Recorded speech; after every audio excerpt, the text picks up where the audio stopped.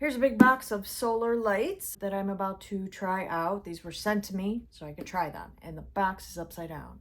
Here's what they look like. There's 8 of them total, and these can either set on top of a fence post or just around your deck or another area. Here's the solar part up here. Comes with some hardware.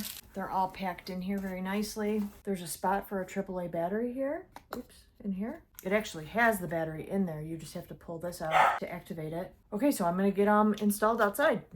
Okay, so you want to take these out, you twist slightly, remove the cover, and then you want to pull this battery thing out because there's a AAA in there. Here's a light bulb, obviously, and then let's switch it to on. Okay, I think we need to charge it first before I can see if that's on, but it's very easy to just twist these on and off, so that is nice. Hoo-hoo, one of them's already powered up enough to see the flame action. These are gonna be so cool at night. Okay, I just put them all on this little ledge just so they can charge, and I'm gonna place them where I want them at nighttime. Oh my gosh, I just looked out my bedroom window and saw all the lights on now. Look how cool they are. I'm gonna put them around our pool, but that's where I left them to charge. That looks so cool. They seem to all be set to the flames already, so that's so neat looking. Okay, here's what I did. I put them on our pool deck around here, and then I left 2 on the pillars down there. I'll show you. Yeah, so I ended up liking the way they look on our terrazzo setup here. See, that looks cool. And then you can see them all around the pool. They really show up. It's not even pitch black out yet. They show up a lot. Are people gonna think that's actual fire? It looks like little flames. It looks like we have tiki torches going or something.